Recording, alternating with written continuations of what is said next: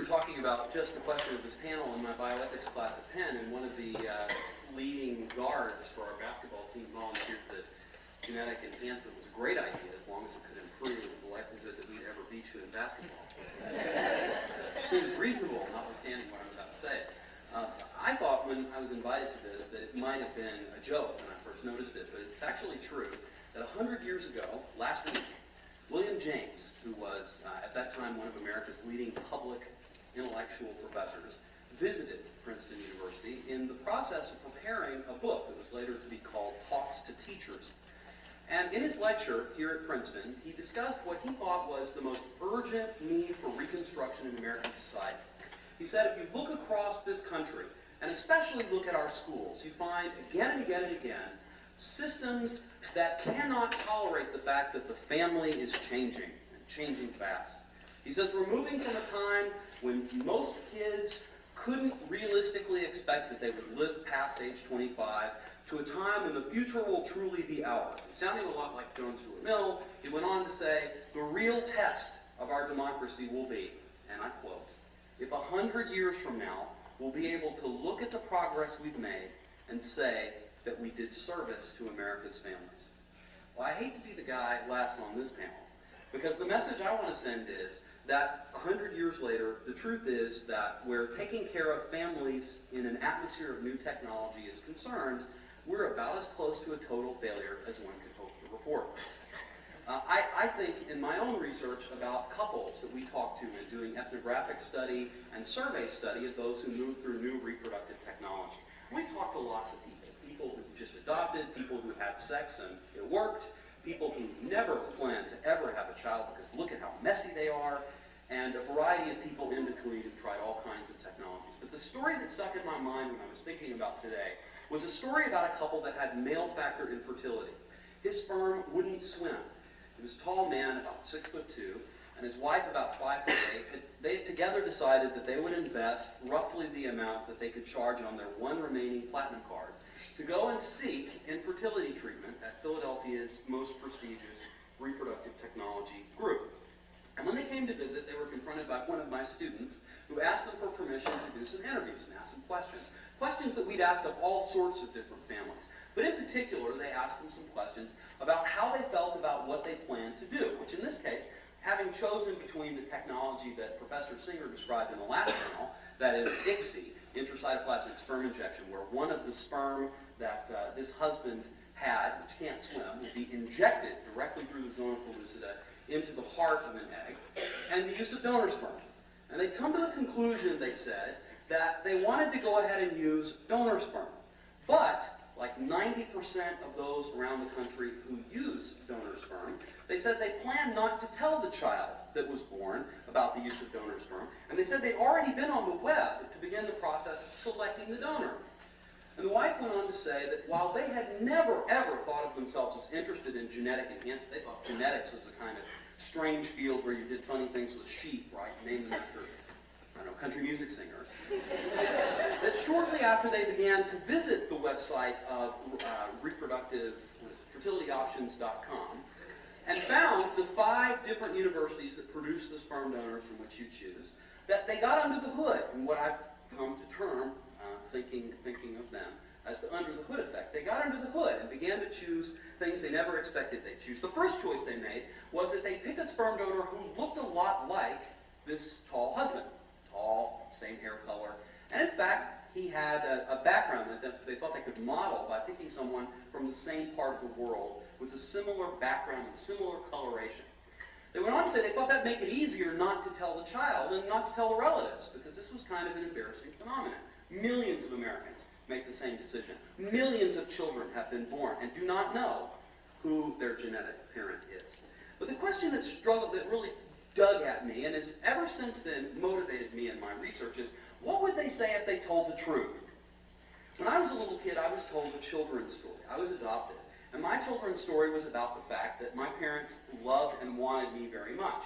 As a young adult, like many adopted kids, I wondered about the other side of that story. Does that mean someone else didn't? When I hear the same stories, and indeed now when I tell them to my son who's 6 years old, I talk about different kinds of questions. I talk about how the part that he's got, the one he uses to go to the bathroom, is linked to a story about love, and how, in his case, that love worked out.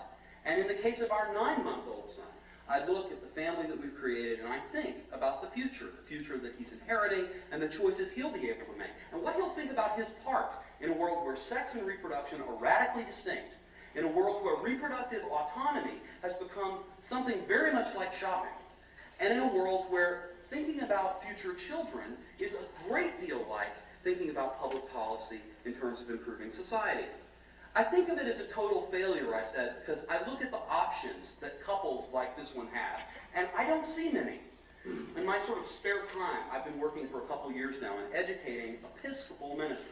I've seen now more than 100 Episcopal ministers selected as the top of their flock and brought up to Connecticut for a little section on bioethics. And I've begun to Mirandize them because person after person I've found, and not just in the Episcopal Church, but in clergy around the country, and surveys confirm this, to a person they know nothing about genetics and less about reproductive technology.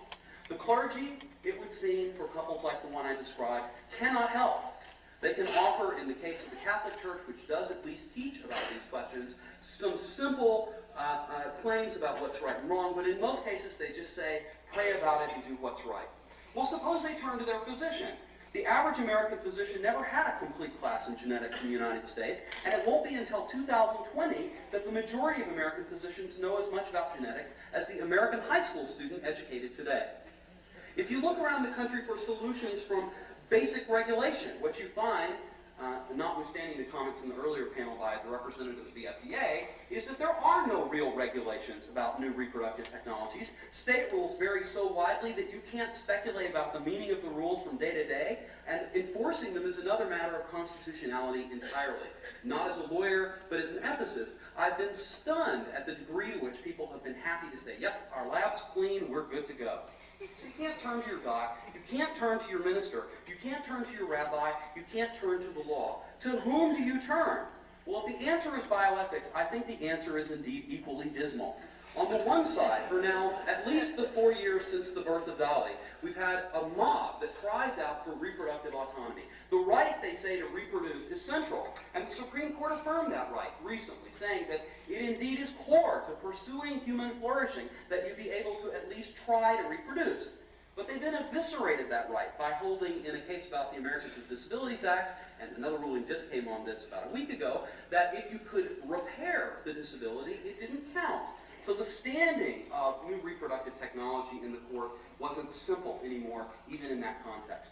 John Robertson, perhaps most famously, has applied what he calls the backseat standard. He says, we allow all sorts of people to reproduce without a license, many who aren't capable of parenting, and only when they fail their children, already born, do the children go away. He says, then why should we discriminate against infertile couples who want to try new technologies to choose a child if they've had 3 boys and 1 girl, if they want to improve the flourishing of their child so that they can get into the right school? Why and who are we to impose such a constraint? On the other side of the debacle that is the bioethics argument about reproduction is an argument I participated in, one that was most recently upheld by a great deal of the testimony to the National Bioethics Advisory Commission. The idea, as jurisprudence scholar Joel Feinberg put it, is that there's a right to an open future. That is, perhaps there are reproductive rights, but balanced against them is the right of a child born through these technologies not to be just junior, right? Not to be a stylized child designed for a certain purpose. There's an interesting comment recently published, I guess it was in the New York Times. Greg Pence made the comment, a bioethicist from the University of Alabama, that a Harvard admissions clerk had commented to him that virtually all applicants to Harvard now come straight out of a petri dish. I thought this was an interesting claim, and it's probably not true, but if it is true, it's a very strange claim, right? But in any case, it reflects a certain sense of the fear. That is, the fear is that by allowing parents to stylize the choice, that we allow children to lose a certain sort of necessary liberty. But none of this, it seems to me, gets at the real question that we're to debate today. The real question is one that is about the children's story, that I'm to tell my children, that was told to me, and more importantly, that these parents would tell if they told the truth.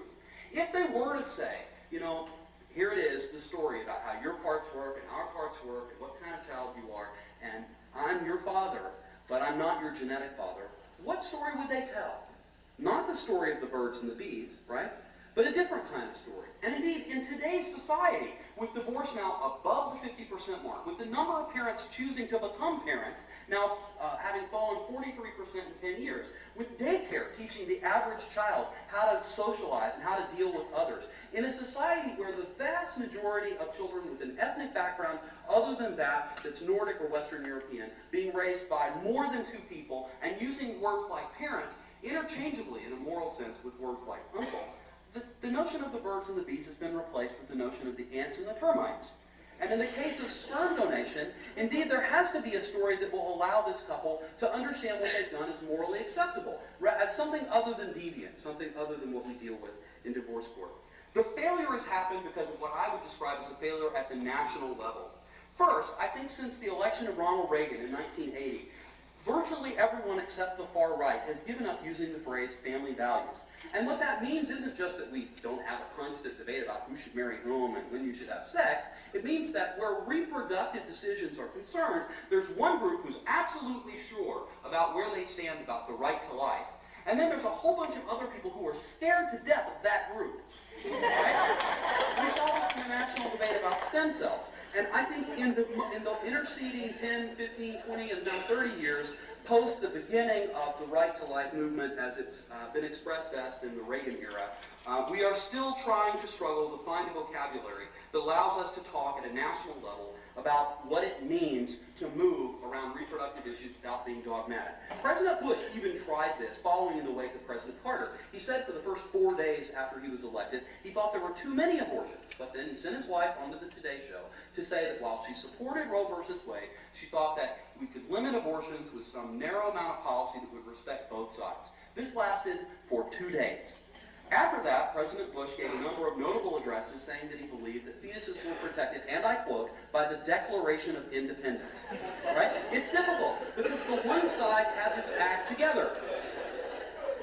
The second reason why national policy has failed is because we are motivated either, as Uwe Reinhardt would have it, by objects of compassion, specific families with strong plights, a 63-year-old who desperately wants to have a baby, a young woman who's lost her husband and really wanted to have a child with him, and he appears to have wanted to have a child too, a specific individual child who wants to find out who their parent is or who their parent might have been, an object of compassion, or we're motivated, as Arthur Caplan would have it, by the yuck factor, by the radically difficult technology, the terrible thing, the thing that will drop awful creatures out of airplanes onto us.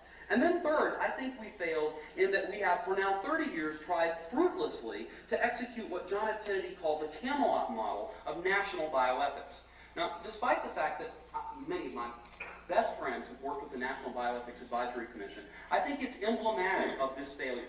We have now tried again and again and again to get experts together inside the Beltway to do national policy and national advising on issues in reproductive ethics, with no success in enacting any kind of serious national agenda, with no success in advancing public education, and with no success whatsoever in challenging any of the people in federal agencies who work on this problem to seek more funding, to try to advance their agenda, or to participate in a national dialogue. I think we've shown that the model of Camelot, experts talking among themselves inside the Beltway about bioethics, does not work.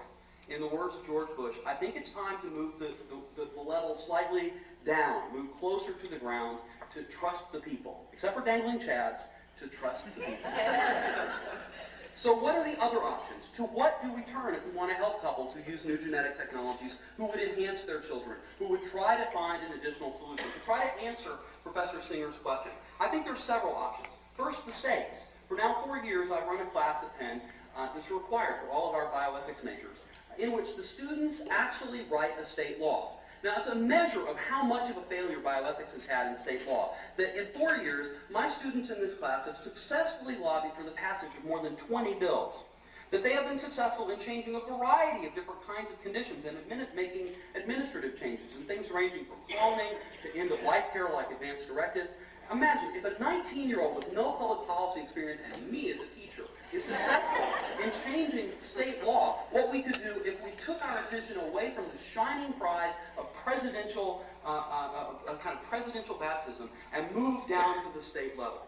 Second, malpractice. It's time to begin to recognize that there are those in reproductive technology who stand for what is good practice. And when individuals are wronged by reproductive technology, they do have recourse, even in the absence of certain kinds of laws. The recourse is what we've seen in the last couple weeks after the announcement of the Kentucky plans to clone. It's an allegation of reproductive malpractice. It might be possible to argue that, that in certain cases what's happened deviates from the standard of care. And in this regard, I think I'm really just reiterating what Leon said.